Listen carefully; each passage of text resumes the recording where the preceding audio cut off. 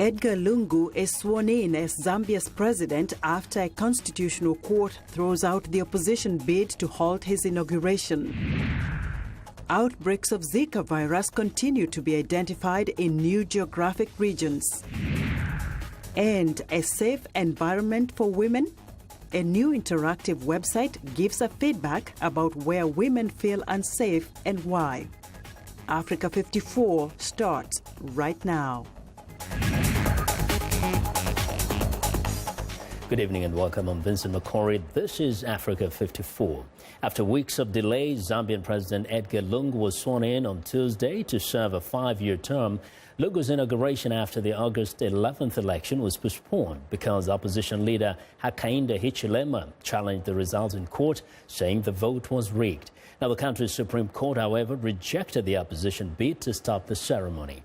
A law introduced in January says the winner of a presidential vote cannot be sworn in if their victory is contested in court. The election dispute, which followed violence between rival campaign supporters in what is otherwise considered one of Africa's most stable democracies, could damage Zambia's ability to attract investment, critical to reviving the economy. The final election tally shows Lungu won 50% of the vote, while his opponent Hichilema garnered 47%.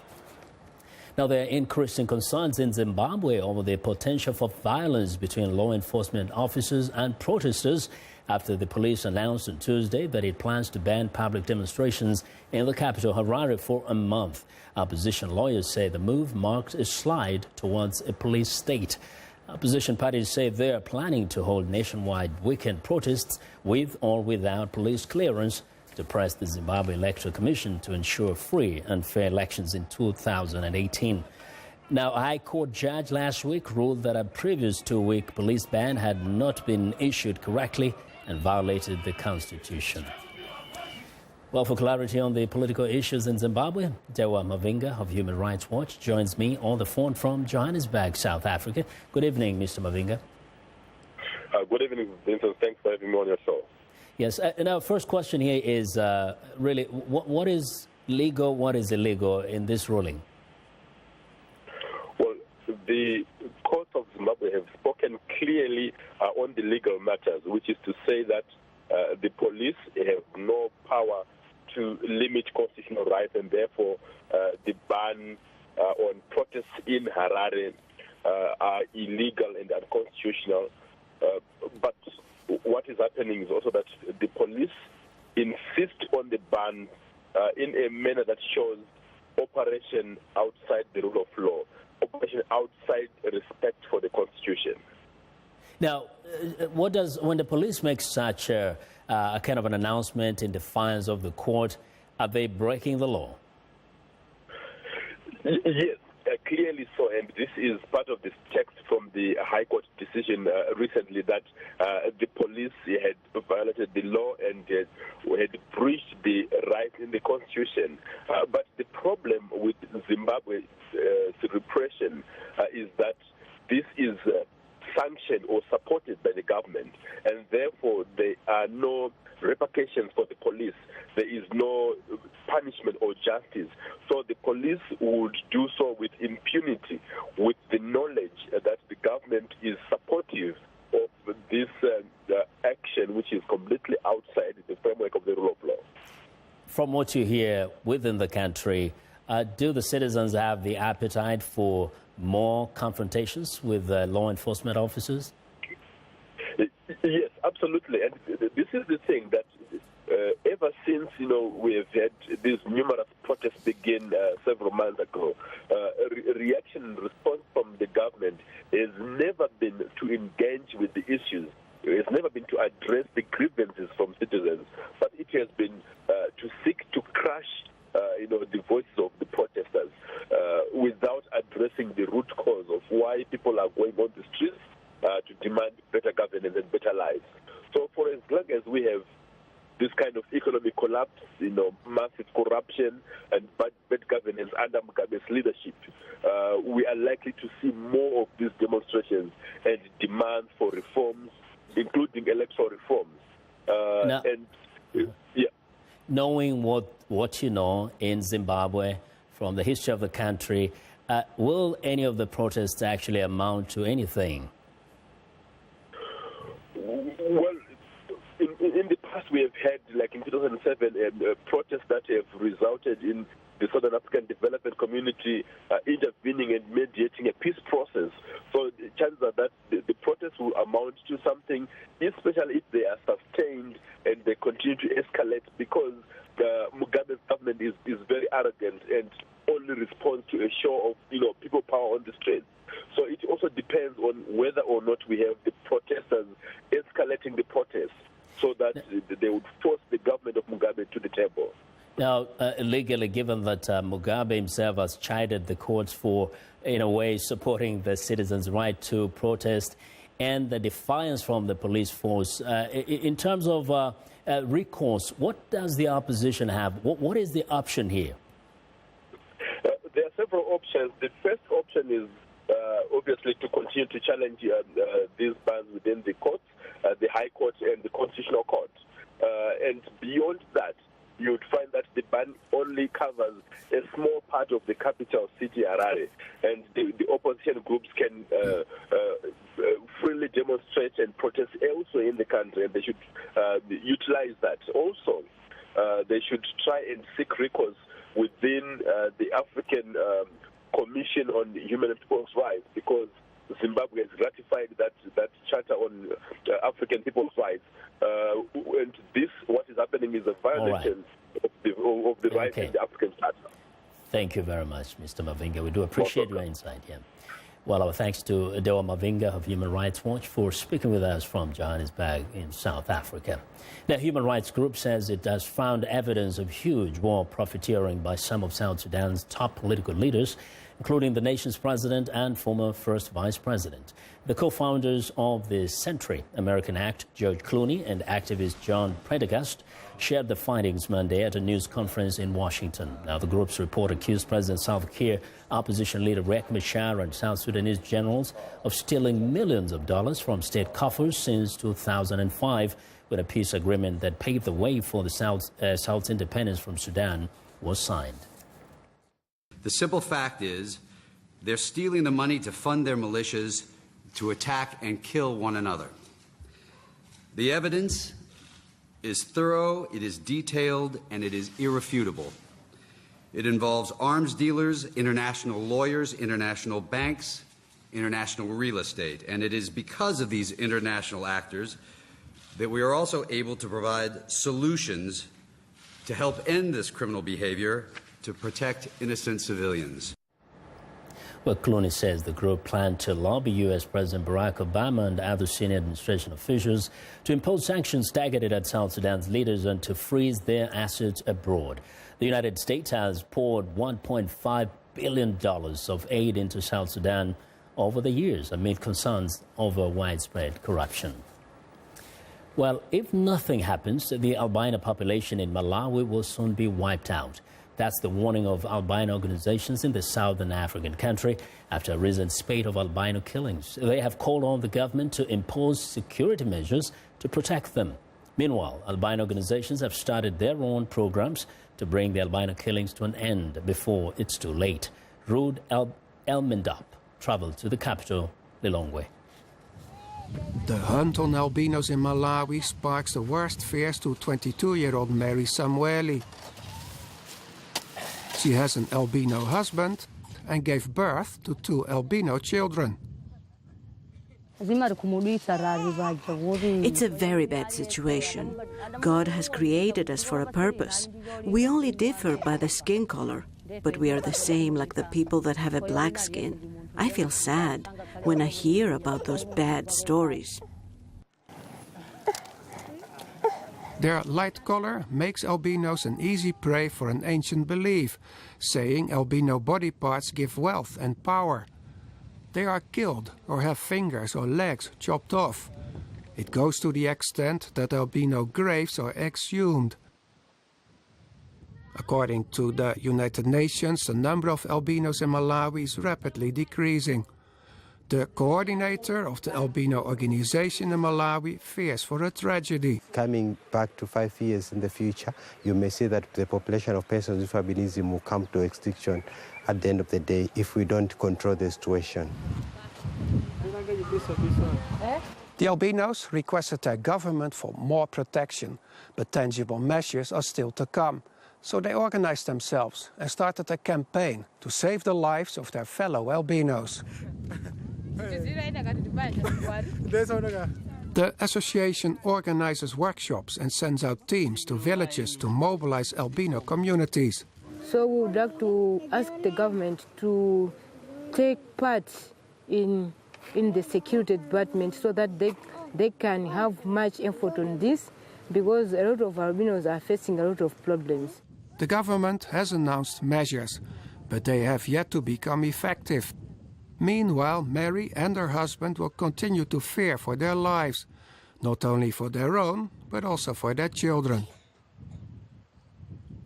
Ruth Almendorp, The Voice of America, Lilongwe, Malawi. Well, in the global war on terrorism, France charged 3 women Monday with involvement in a terrorist conspiracy in connection with what authorities say was a thwarted plot to blow up a car near the Notre Dame Cathedral in Paris. Now, the women between the ages of 19 and 39 were detained last week after the discovery of a car with gas canisters inside. The French Interior Minister Bernard Cazeneuve called them radicalized fanatics who were preparing imminent actions.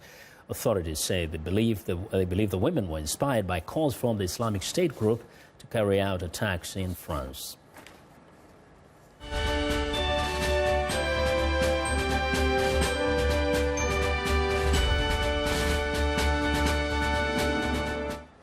Well, in the race for the White House, Democratic presidential candidate Hillary Clinton maintains a lead over Republican Donald Trump in most national opinion polls, but Trump's chances of winning may be rising. VOA's Zlatica Hoke tells us why. Just a couple of weeks ago, it seemed that Trump's campaign was in trouble. But since then, the Republican candidate has picked up some points in the so-called swing states. Polling expert Tim Malloy told VOA via Skype. When you look at Florida, North Carolina, Pennsylvania, and Ohio, all so close, these are the ones these candidates need to win. And if the horse race today, who knows who would win the election. So the voters should realize this is a very close race, volatile candidates, polarizing candidates, and it can change literally day to day. Both Trump and Clinton have a loyal base, but many voters remain undecided. Malloy says the upcoming debates, especially the first one on September 26th, will help many of them decide. We ask questions like, who would best handle the nuclear weapons? Who'd handle an international crisis in the best possible way? Immigration. Those are the ones that are big. The existential questions. Who's going to care for your family's needs and protect you? Those are the ones that people should pay attention to and what the polling comes out on that. But in the end, it's going to be the debates. Clinton's current bout of pneumonia has forced her to cancel scheduled events in California, raising questions about her overall health. But this is not likely to affect her campaign. I hope she doesn't use it as an excuse. But I don't think it should affect her too much. Anyone can come down with pneumonia. A person should take a look at how hard she's been campaigning, how a little bit of rest she's been getting. That shows how much she is for the people, because she's been putting in so much work trying to make the people understand what she wants to do with the country. Polls provide short-term indications of where the campaign is heading, says Malloy. The trend to watch is whether Trump can pick up support from women, blacks and Hispanics, or whether Clinton succeeds in keeping her edge with them. Zlatica Hoke, VOA News, Washington. Well, I want to know what you think about Africa 54 and the stories we covered. Join the conversation on Facebook. The address is Africa 54. Check out our headlines 24/7 on voaafrica.com. Find me on Twitter at VOA Vince Makori. Coming up, outbreaks of the Zika virus continue to be identified around the world. Stay with us.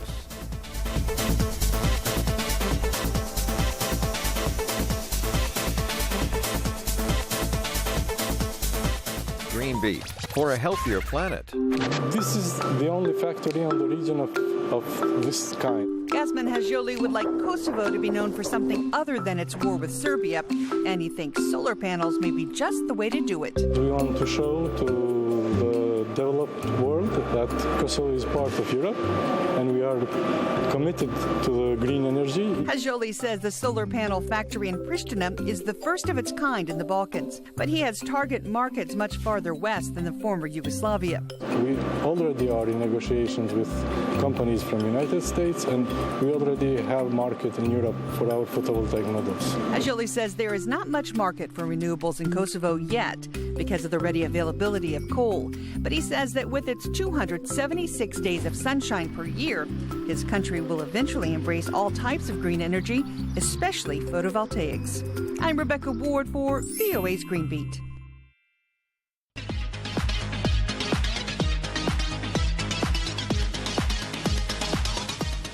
Welcome back, and it's time for our health report. And joining us now is Africa 54 health correspondent Lino Madu with some news on the global fight against the Zika virus. Hello, Lino.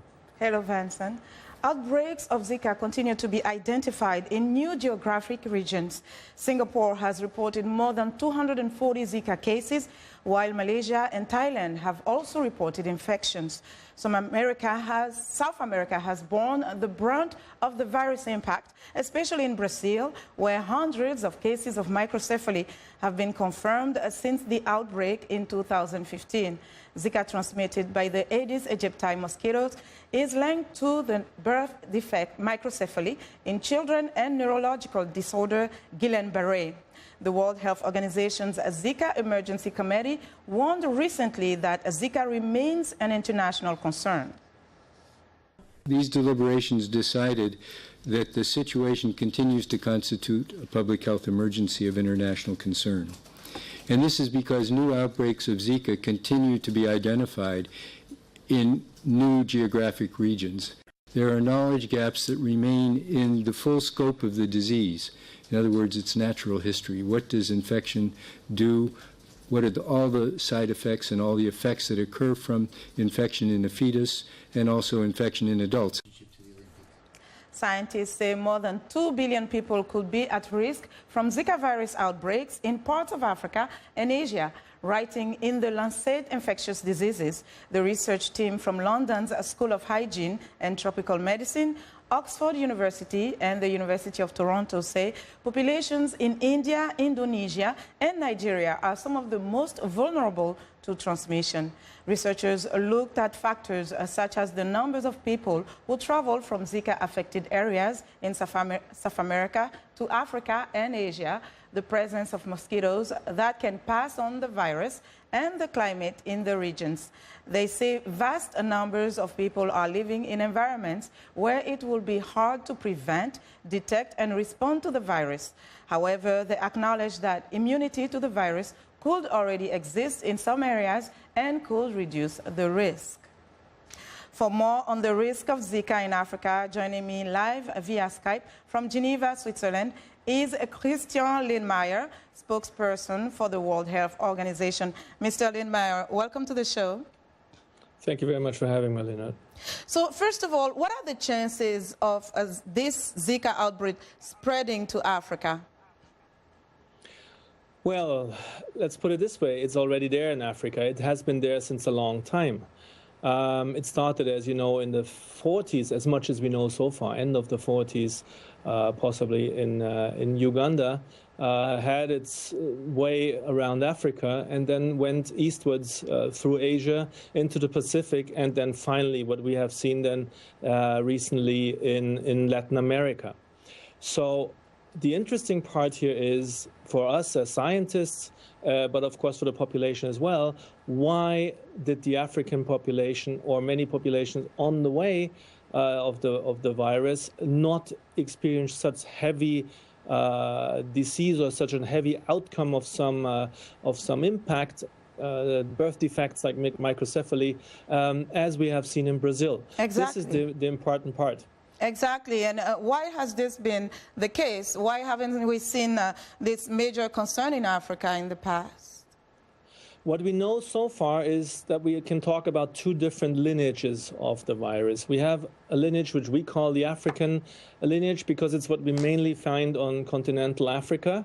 And I say continental because Cape Verde is an exemption to it. We'll come to this maybe in a moment. And the other part, the other lineage onwards from Africa, we call it at this point Asian lineage.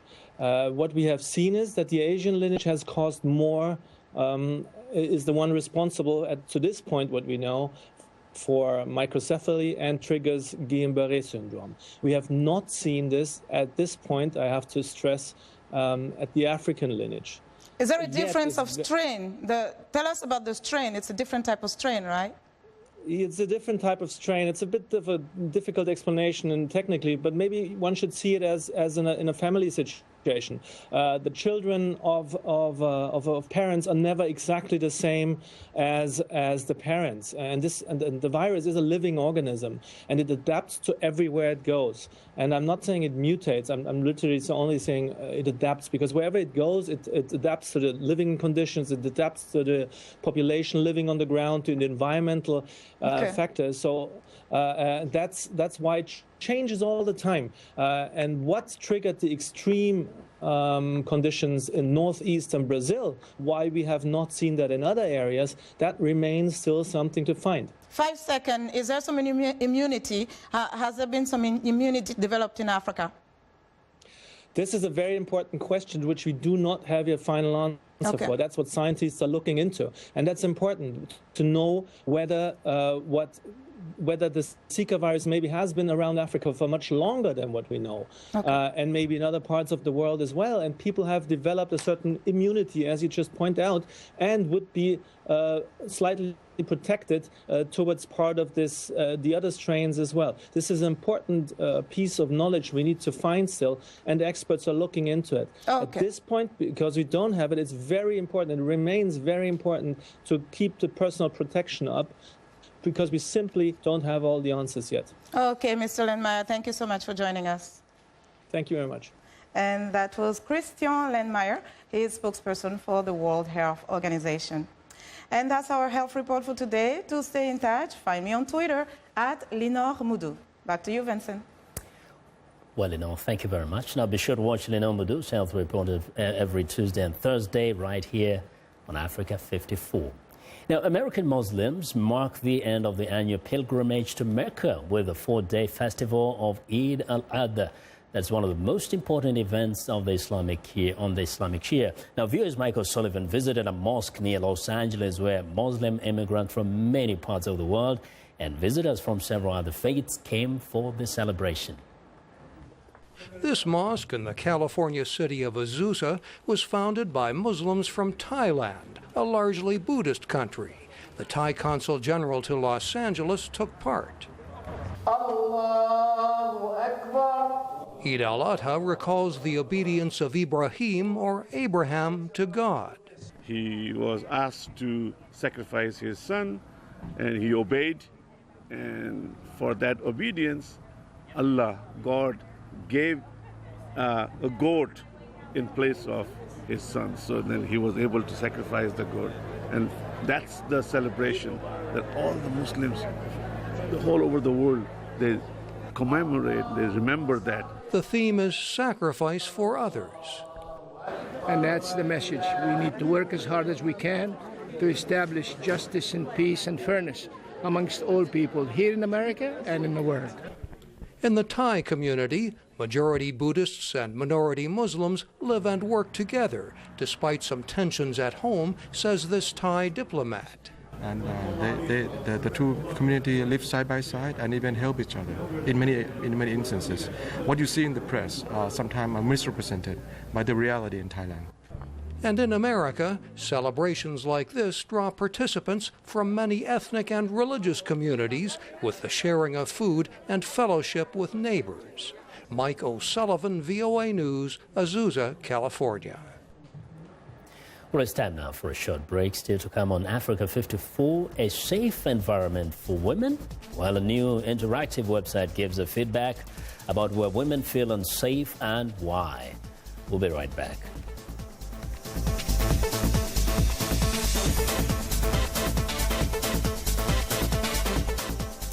La, la, la, la.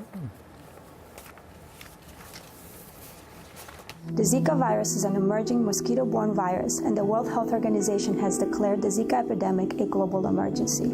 Over 20 countries have reported the disease, and there is no cure. Among the symptoms are fever, rash, and redness of the eyes. Anyone with symptoms should get plenty of rest, drink fluids, and treat symptoms with over-the-counter medicines. Learn the facts about Zika. Education is your first line of defense.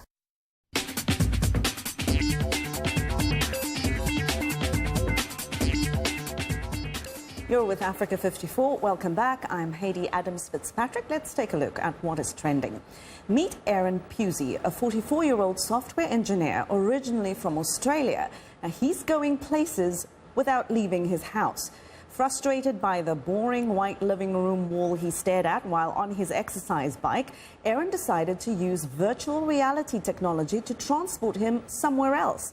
He's using his Samsung Gear VR headset and Google's Street View technology to cycle the length of Great Britain virtually. At first, he suffered nausea, as one does, due to the sensation of traveling in VR. Pusey has since made a few tweaks to the way the camera moves through the virtual world to make the sensation more pleasant. Now, economic prosperity in China is spurring all sorts of new trends. Here's another one: pricey international schools. The demand for foreign schools is booming as more parents plan to send their children abroad for a college education. To meet this demand, top international schools are opening campuses in China so children there can get an internationally focused high school education. Stiff competition makes getting into China's best public schools difficult, causing some parents to opt out of the Chinese system. China's top public schools are often criticized for being excessively test-driven. Western schools in China are now emphasizing critical thinking over memorizing facts. They also offer classes based on the International Baccalaureate or other exams. And finally, dark alleyways and empty spaces can often spell danger and leave one with a sense of anxiety, especially the most vulnerable members of society. The Australian capital of Canberra has come up with a new interactive website that lets people give their feedback about the places where they feel unsafe and why. The site is designed and managed by the Women's Centre for Health Matters. It can also be accessed via an app. City officials are able to then collect all the feedback and pass on this useful information to government and other planning bodies about what works and what doesn't. Moral of the story, stay home, watch Africa 54. And that is what's trending today. Vincent, back to you. And even I feel unsafe in dark alleys.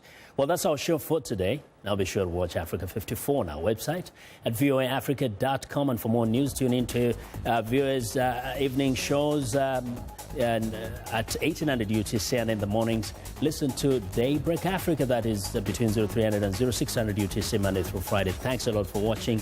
Have a good night from all of us in Washington.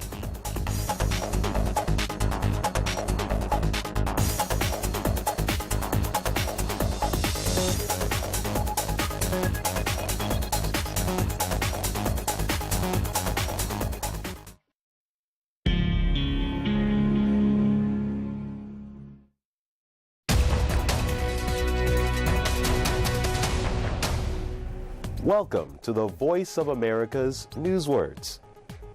This word has to do with international relations. Sovereign. Listen to the U.S. General and NATO Commander Philip Breedlove. We've seen a nation cross an internationally recognized sovereign border and annex by force a portion of a sovereign nation. That changes the way we do business. Sovereign means the right of a country to govern itself. A sovereign nation is independent from other countries. General Breedlove complains that Russia took over part of Ukraine. Now, when you hear the word sovereign, your American English will be good enough to know what this newsword means.